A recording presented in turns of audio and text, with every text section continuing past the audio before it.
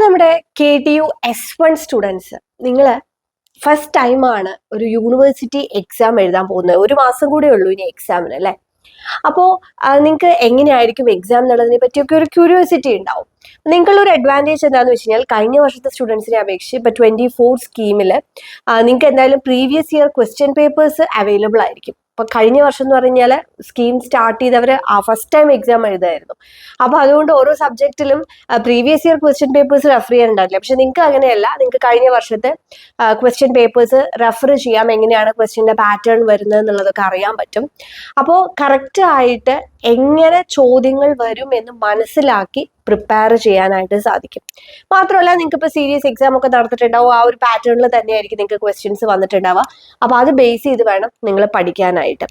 പിന്നെ ഒരു കാര്യം പറയാം, നമുക്ക് ലാസ്റ്റ് മിനിറ്റ് പഠിച്ചിട്ട് എന്തെങ്കിലുമൊക്കെ പോയി എഴുതി പാസ്സാവാം എന്നൊരു ധാരണ നിങ്ങൾക്ക് ഉണ്ടെങ്കിൽ ആ ഒരു ധാരണ മാറ്റി വെക്കുക.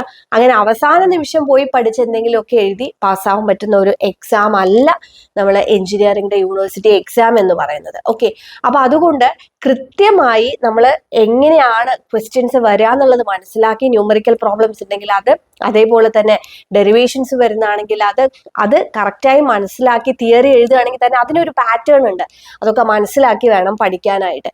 അപ്പോൾ നിങ്ങൾക്ക് ഇതിൽ ഏതെങ്കിലും സബ്ജക്റ്റ് നിങ്ങൾക്ക് ടഫാണ്, അല്ലെങ്കിൽ നമുക്ക് ഇതുവരെ നമ്മൾ അതിൻ്റെ ഒരു ട്രാക്കിൽ എത്തിയിട്ടില്ല എന്ന് നിങ്ങൾക്ക് ഫീൽ ചെയ്യുന്നുണ്ടെങ്കിൽ തീർച്ചയായിട്ടും നിങ്ങൾ ഒരു ഇൻഡിവിജ്വൽ ട്യൂഷൻ നിങ്ങൾ എടുക്കണം. ഇൻഡിവിജ്വൽ ട്യൂഷൻ എടുത്ത് ആ സബ്ജക്റ്റ് മനസ്സിലാക്കി എങ്ങനെയാണ് എക്സാമിന് പ്രിപ്പയർ ചെയ്യേണ്ടത് മനസ്സിലാക്കി പഠിച്ചു പോകണം. അതും അവസാന നിമിഷത്തേക്ക് വെക്കരുത്. വെച്ച് കഴിഞ്ഞാൽ നിങ്ങൾക്ക് എല്ലാ മോഡ്യൂളും കറക്റ്റായിട്ട് കവർ ചെയ്ത് പോകാൻ പറ്റില്ല. ഓക്കെ, അപ്പോൾ നിങ്ങൾക്ക് 1-to-1 ട്യൂഷൻ വേണമെന്നുണ്ടെങ്കിൽ എത്രയും പെട്ടെന്ന് ലേണിനോ കോൺടാക്ട് ചെയ്യാം, ഒരു സ്റ്റുഡൻറ്റിന് ഒരു ഫാക്കൾട്ടി എന്നുള്ള രീതിയിലാണ്. അപ്പം നിങ്ങൾക്ക് എന്താണ് ആവശ്യമെന്ന് മനസ്സിലാക്കി, നമ്മൾ എവിടെയാണ് നമ്മൾ കറക്റ്റായ ട്രാക്കിൽ എത്താത്തതെന്നുള്ളത് മനസ്സിലാക്കി നിങ്ങളെ മെൻറ്റർ ചെയ്യാനായിട്ട് നമ്മുടെ എക്സ്പീരിയൻസ്ഡ് ആയിട്ടുള്ള ഫാക്കൾട്ടീസ് റെഡിയാണ്. അപ്പോൾ നിങ്ങൾക്ക് ഏത് സബ്ജക്റ്റ് വേണമെങ്കിലും ചൂസ് ചെയ്യാം. അപ്പോൾ ഒട്ടും മടിക്കേണ്ട. യൂണിവേഴ്സിറ്റി എക്സാം സപ്ലി എന്നുള്ള ഒരു കാര്യമേ നമുക്ക് ഉണ്ടാവാതെ നല്ല മാർക്കോടുകൂടി പാസ്സാവാം. എത്രയും പെട്ടെന്ന് ലേണിനെ കോൺടാക്ട് ചെയ്യാം.